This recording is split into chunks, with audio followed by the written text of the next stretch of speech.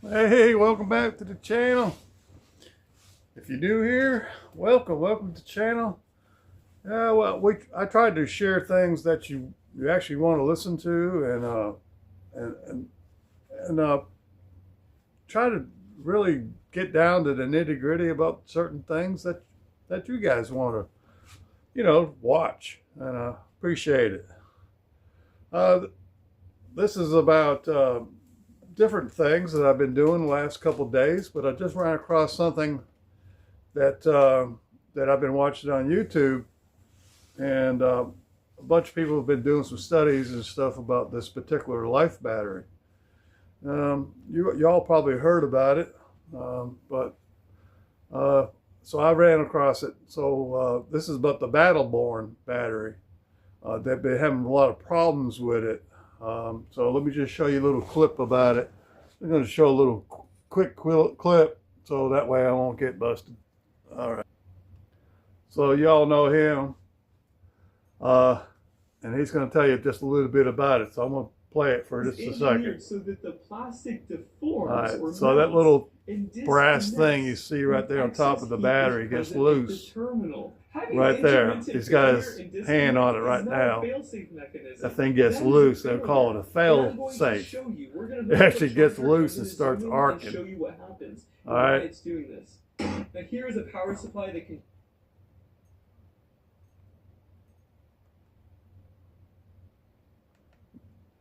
There he goes. See there? Oh, it starts arcing. That means it's loose. All right. So that's loose right there. Yeah, so just want to share that with you. As Battle-Born, I think I know who's got one, so you might want to think twice before you put it on your RV. Yeah, you pull my leg, or you jump my arm, whatever it's called. I can't remember what it's called. Yeah, Sarasota Tim, he's got one. He said he has one. If I heard you right. On that video the other day, you said you had one, and that you're going to put it on your RV. You might want to think twice about it. Just going by studies that people have done, when it starts arcing like that, they call it a fail safe, which ain't feel safe. If it arcs back and forth, and you can see it where it's changing colors, that means it's got a lot of heat.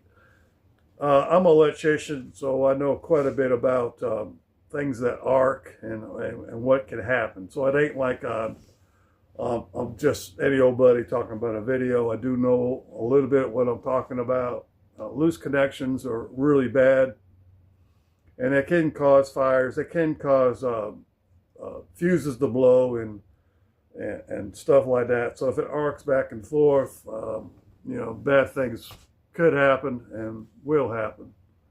So this ain't to knock the battery. This is just to warn everybody. Y'all might want to think twice about it, or at least look at the battery, see if it's already changed colors or whatever. All right, so let me go ahead and pause this. I got a few more other things to talk about. This is going to be a pretty good video if y'all want to stick around and watch it. All right, here we go. Hey, welcome back. I'm just hoping that everybody out there watching this really enjoy it. So, like I said, if you're new here, welcome back. And if you're old here, welcome back. Welcome. Okay, so this is about a well pump that I've been working on. And then after this video, I'll show you the work I've done. Not step by step, but excuse me, the stuff I've been doing with it. So every morning at about 9 o'clock in the morning, this darn well pump would just stop. So I first went out there and the pump wasn't running. I tried to mash down hard on the pressure switch on this well pump. Couldn't make it come on. And I noticed the springs were really loose. I tried to adjust them all the way down, all the way up, and it just wouldn't come on. So I changed out the pressure switch. I'm talking a little quick because this might be boring to some people. But anyway, so I went to Lowe's and got that pressure switch and put that bad boy on there. It done perfect all morning, all day. Well, when it comes the next day at 9 o'clock again, all over again, it just the well pump wouldn't come on, no water.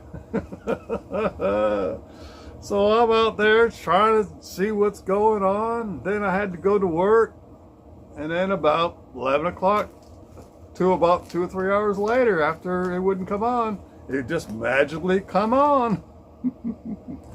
So when I got off work, I went ahead and there's a little hose going from the pump all the way up to the pressure switch. I went ahead and changed some fittings out, put a bigger hose, it's a clear hose, a bigger hose, about 4 times the size it was already on there. And I haven't had any problems since. Now, I think what was happening, that little bitty hose on there with like 1/8 of an inch inside diameter was freezing up. So every morning about a certain time it would freeze up. Even after I'd flushed the toilet, take a shower and all that, and then went to work, as I was going to work, it would freeze up. It don't make no sense. If something would freeze up, it's before you use it, not after. But anyway, so ever since I changed the hose, put a bigger hose, and insulate it a little bit better, and put a heat lamp a little closer to it, I haven't had any problems. And that's my story. So after this video here, I'll show you what I've done, what I ran into. So let me show you what I've been doing today. All right. We've been, yay, check it out. We've been cooking on the grill. I actually haven't been really cooking on the grill. I've been smoking on the grill. I smoked it for the last 3 hours, and then I flipped it, and then now I turned the heat up. So let me show you a little bit. Then I got to close the hood. See how it's kind of rendering down. Everything's doing good.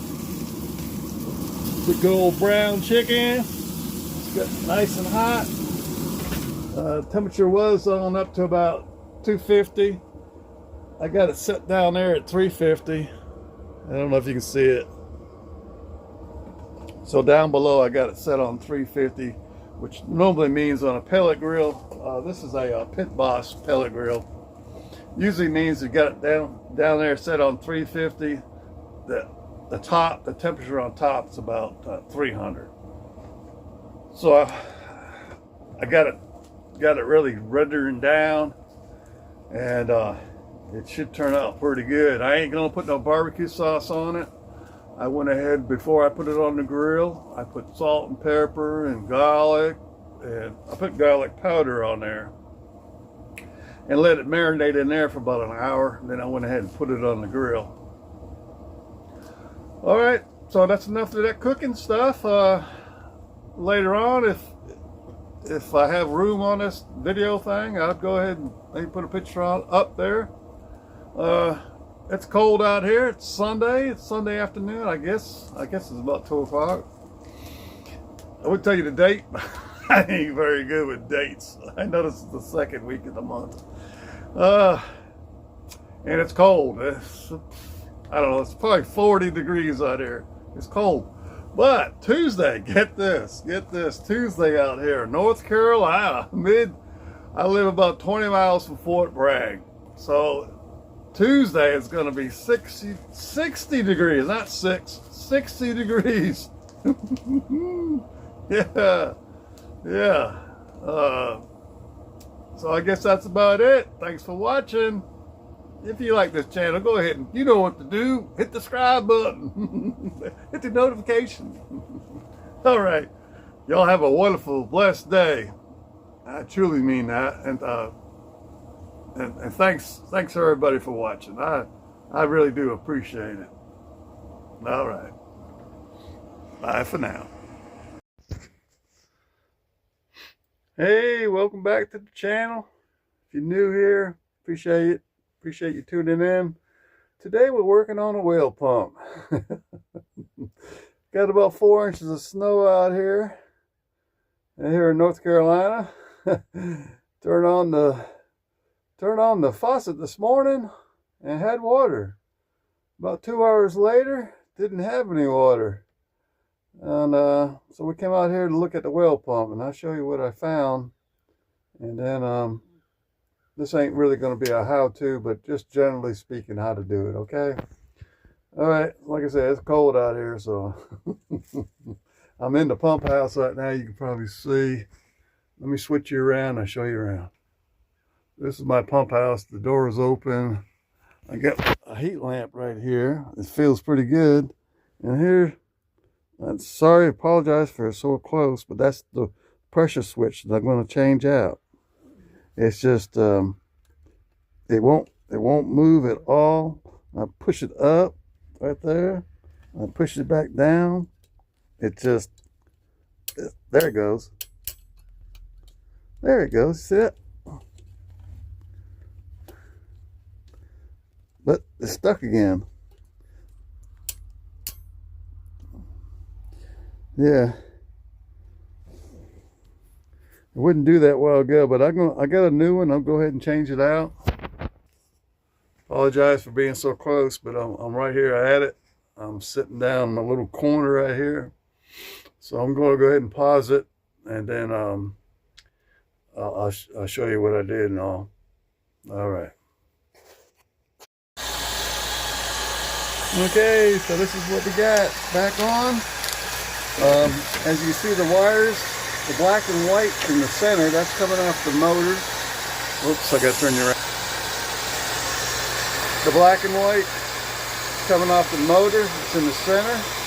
Then you match up the colors, white and white on one side and black on black on the other. It turned off because it's satisfied. So let me show you what I mean by that. Hold on, man. Let me pause it, okay? Hold on. Hey, so here it is. It's a 2040. All right, so when it gets to 40, it cuts off. So a minute ago when it cut off, it got to 40.